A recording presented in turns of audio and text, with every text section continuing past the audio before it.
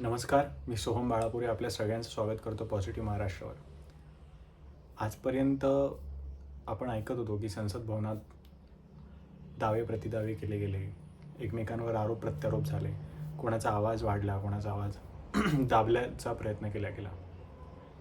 परंतु मला असं वाटतं की 20 डिसेंबर हा दिवस एक वाईट दिवस किंवा काळा दिवस ज्याला म्हणतात, तो भारतीय लोकशाहीसाठी मानला जाईल. असं कृत्य आज आपल्या भारत देशाची जी लोकशाही जी आपली आहे, या लोकशाहीचं जे मंदिर बोललं जातं संसद भवन, त्या मंदिरात झाली आहे. आज संसद परिसरामध्ये 2 खासदारांमध्ये धक्काबुक्की झाली आणि ज्यामध्ये भाजपचे 2 खासदार जखमी झाले. परंतु सर्वात चिंताजनक आणि लज्जास्पद बाब म्हणजे ही घटना जी झाली आहे, या घटनेत ज्यांचं नाव घेतलं जातं की ज्यांच्यामुळे ही घटना झाली, ते म्हणजे लोकसभेचे विरोधी पक्षनेते आणि काँग्रेसचे नेते राहुल गांधी यांचं.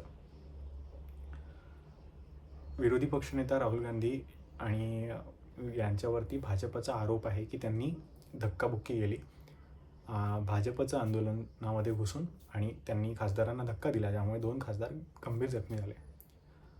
आपण विधानसभेत किंवा लोकसभेमध्ये भांडणं ज्याला म्हणता येईल, वादविवाद आपण पाहत असतो, वेगवेगळ्या मुद्द्यांवरून चर्चा होत असते. चर्चेत कोणाचा राग अनावर झाला तर तो त्याच्यावरती आरोप करतो किंवा त्याच्यावरती बोलतो, जे आवाजाची पातळी आधी वाढली जाते. बऱ्याचदा संसदेत असेल किंवा विधानसभा, विधान परिषद अशा ठिकाणी काही अशा गोष्टी बोलल्या जातात की ज्या ऑन रेकॉर्ड घेतल्या जात नाही. म्हणजे ज्यांचं रेकॉर्डिंग आणि या सगळ्या गोष्टी ऑन रेकॉर्ड होतात, जे दावे आणि प्रतिदावे होतात किंवा काही माहिती दिली जाते, या सगळ्यांचं रेकॉर्डिंग होत असतं आणि ते त्याच्यामध्ये नोंदणी होत असते त्याची.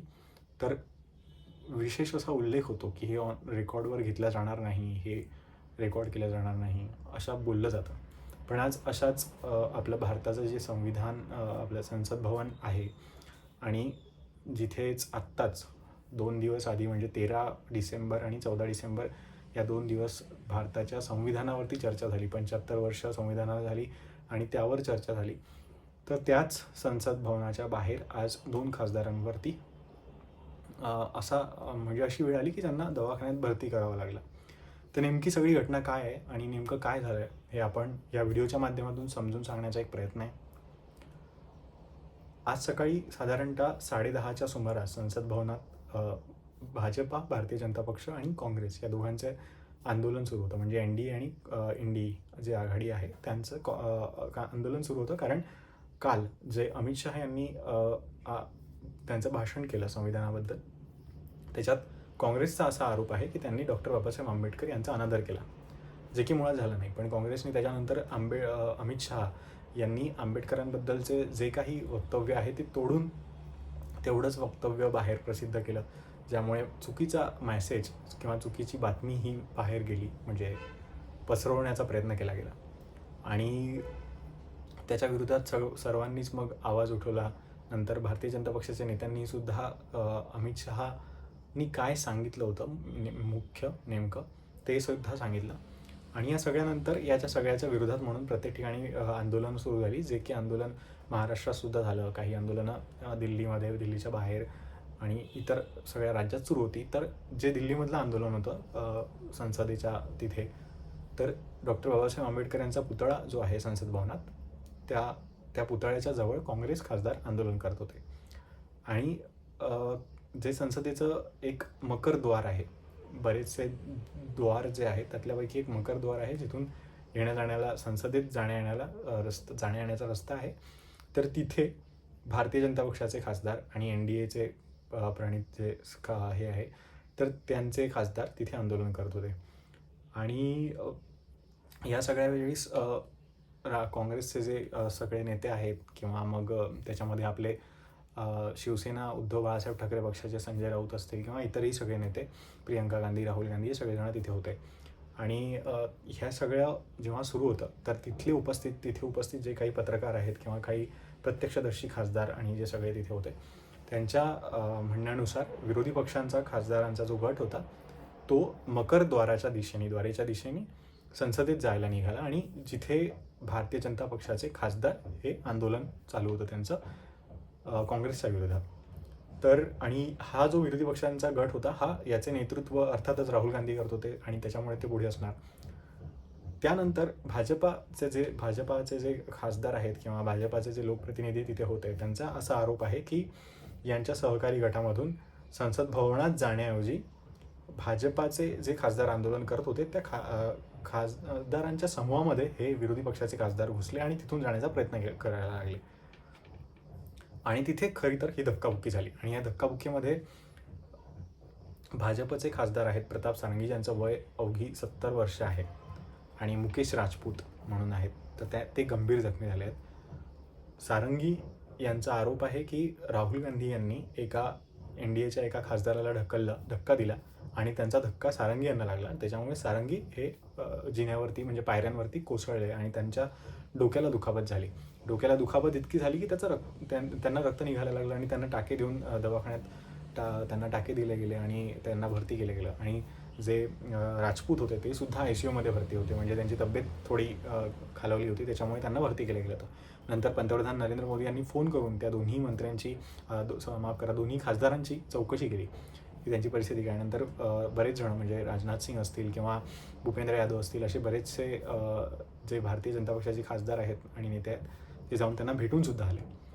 सर्वजण या घटनेचा निंदा करतात आणि राहुल गांधी यांनी साधी एक काय म्हणून माणुसकी म्हणून त्या ज्यांना लागलं आहे त्यांची विचारपूस करणंही सोडून दिलं आणि ते तिथून निघून गेले. राहुल गांधी यांनी धक्का दिल्याचा आरोप केला जातो, पण काँग्रेसकडून असं म्हटलं जातं की आम्ही संसदेत जात होतो आणि संसदेत जाताना आम्हाला अडवलं गेलं. आता संसदेत जाण्याचा काही एकच रस्ता नव्हता की तुम्हाला आतमध्ये जाता येईल, तिथे अनेक रस्ते होते आणि तिथे जात असताना सुद्धा त्यांच्यामधून घुसण्याची काहीच आवश्यकता नव्हती, तिथे जाण्याला बाजूनी तुम्हाला जाता आलं असतं.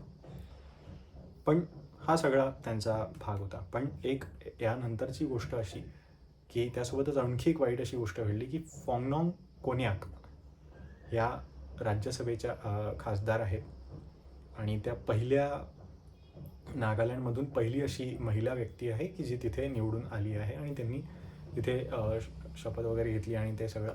पण या आंदोलनाच्या दरम्यान त्यांनी असा आरोप केला आहे राहुल गांधी यांच्यावरती की राहुल गांधी यांनी ह्या ज्या खासदार आहेत कोन्याक यांच्यासोबत दुर्व्यवहार केला आणि त्यांनी असंही म्हटलं की महिला असल्याचं मला म्हणजे तिथे माझ्यासोबत जे काही राहुल गांधी यांचं वर्तन होतं ते अतिशय निंदनीय म्हणजे अतिशय चुकीचं होतं आणि त्यामुळे मी खूप अस्वस्थ झाली आहे आणि त्यांचा जो बाईट आहे त्याच्यामध्ये ते सुद्धा दिसून येत आहे. तर खरंच सध्या ही जी परिस्थिती झाली आहे की म्हणजे राहुल गांधी यांचा चिडकेपणा आपल्याला बऱ्याच वेळा दिसून आला आहे वेगवेगळ्या ठिकाणी. काही त्यांच्या सभा त्यांचे जे पक्षाची जी सभा असेल तिथे कोणी त्यांना फोटो काढायला येतोय तर त्यांना ते धक्का देऊन बाजूला करतात आहे किंवा भारत जोडो यात्रेमध्येही सुद्धा तो राग त्यांचा दिसून आला होता. आणि राहुल गांधी यांचा आरोप याच्यामध्ये असा होता की जे सारंगी हे खासदार आहेत त्यांनी राहुल गांधींना ढकललं. आता सारंगींची प्रकृती आणि त्यांचं सगळं कसं आहे, ते 70 वर्षाचे आहेत, ते राहुल गांधींना धक्का देऊ शकतात आणि दिल्यानंतर राहुल गांधी ते स्वतःच पडतील असं काही होणार आहे का? खरं तर ही जी काही घटना आज संसद भवनात झाली ही कुठल्याही पक्षाचं आपण म्हणू शकत नाही. तुम्ही विरोध करायचा असेल तो विरोध केला जाऊ शकतो, कुठे तुम्ही तुमचे मतप्रदर्शन करायचं असेल ते केलं जाऊ शकतं, पण धक्काबुक्की करणं, गैरवर्तन करणं, एखाद्या खासदाराला धमकावणं किंवा धक्का देऊन त्यांना पाडणं, त्यांना मारणं हे भारताच्या संसदेच्या आवारात घडतंय ही खूपच लाजिरवाणी गोष्ट आहे. अशी गोष्ट व्हायला नको होती जी झाली आहे. पण यापुढे अशा घटना घडू नयेत असं काँग्रेसकडूनही म्हणजे त्यांनी त्या गोष्टींची काळजी घ्यायला पाहिजे होती. एवढं होऊन सुद्धा पुन्हा त्यांनी प्रेस कॉन्फरन्स घेऊन असं सांगितलं की आमचं लेना देना कुछ नाही और ग्लास फोड़ा बाराना जे काही आहे तर आमचं काहीही संबंध नव्हता, पण आमचं नाव घेतलं गेलं. जे की तिथले जे प्रत्यक्षदर्शी खासदार आहेत किंवा पत्रकार आहेत ते सांगतायत की विरोधक हे त्यांचा पूर्ण जो समूह होता हा समूह भाजपा जिथे आंदोलन करत होती तिथे गेला. भारतीय जनता पक्षाचं त्यांचं आंदोलन वेगळं चालू होतं आणि यांचं आंदोलन वेगळं चालू होतं. यांना तिथे जाण्याची काहीच गरज नव्हती. जे तिथे गेले त्या गेल्यानंतर जे काही तिथे झालं अर्थातच त्याचा जो काही हे आहे, त्याचं कारण जे काही आहे ते अर्थातच राहुल गांधी आहे. त्याच्यानंतर राहुल गांधी यांच्यावरती अनुराग ठाकूर असतील आणि सुषमा स्वराज यांची जी मुलगी आहे बासुरी स्वराज, हे यांनी तिथल्या पोलीस स्टेशनमध्ये जाऊन राहुल गांधी यांच्या विरोधात तक्रार दाखल केली. काँग्रेसवाल्यांनीही मग भारतीय जनता पक्षाचे काही खासदार आहेत त्यांच्या विरोधात तक्रार दाखल केली. संपूर्ण हा घटनाक्रम आज म्हणजेच 20 डिसेंबरला घडला आहे. आता बघूयात आपण पुढे काय होत आहे. पण नेमकी आपण निवडून दिलेल्या खासदारांकडून एवढी तरी अपेक्षा करू शकतो की लोकांनी निवडून दिलेले तुम्ही लोकप्रतिनिधी आहात, तिथे जाऊन संसदेत जाऊन लोकांचे प्रश्न, लोकांसाठीचे प्रश्न मांडण्याऐवजी असे भांडणं करत बसू नका, मारामारी करू नका, धक्काबुक्की करू नका, जे की तुमच्या प्रतिमेला तर त्याचं नुकसान होईलच, पण एका आपल्या भारत देशाची जी प्रतिमा आहे ती सुद्धा त्यामधून मलिन होऊ शकते. राहुल गांधी एक एमपी को धक्का लगा, मेरे पर गिर पड़ा और मैं नीचे गिर गया. किसने धक्का मारा? राहुल गांधी ने? हाँ, राहुल गांधी ने. राहुल गांधी ने धक्का मारा? राहुल गांधी. कौन सी जगह पे सर? सर किस जगह पे? सर किस जगह पे? सीढ़ी के ऊपर मैं खड़ा हुआ था और राहुल गांधी ने आकर के एक एमपी को धक्का. प्रोटेस्ट कर रहा था तो leader of opposition Shri Rahul Gandhi ji बहुत क्लोज प्रॉक्सिमिटी में आके I also did not feel comfortable, अच्छा नहीं लगा. फिर वो ही स्टार्टेड शाउटिंग. ये ऐसे नहीं होते, क्योंकि हम लोग प्रोटेस्ट जब करते साइड में कॉर्डन ऑफ करके इस सिक्योरिटी पर्सनल से वो जाने के लिए जगह बनाया था, तो हम लोग वहाँ प्रोटेस्ट कर रहा था. वो आके बहुत क्लोज प्रॉक्सिमिटी में वो ऐसे थ्रेटनिंग पोस्ट में. ऐसे नहीं है कि हम खुद को प्रोटेक्ट नहीं कर सकते, लेकिन वो नियम नहीं है, एक तरीका नहीं है संसद का. तो इस आज जो हुआ है बहुत दिल दुख हुआ है, अच्छा नहीं लगा. ऐसे नहीं होना चाहिए, क्योंकि एक संसद को एक रिस्पेक्ट देता है, एक हिसाब देता है. हम लोग कोई आता है तो हम लोग बैक जाते हैं, साइड करते हैं. तो ऐसे हम लोग जब प्रोटेस्ट कर रहा था आगे आके, वो ग्रुप में था तो आगे आके ऐसे थ्रेटन करना वो अच्छा नहीं लगा. आज एसटी हूँ, नागालैंड से हूँ, और ये महिला संसद के साथ जो है वो अच्छा नहीं लगा. इसलिए मैंने कंप्लेन भी दिया है चेयरमैन को, उसके प्रोटेक्शन सीख करके. We strongly condemn it. Just a minute. We strongly condemn आज it सुबह because she is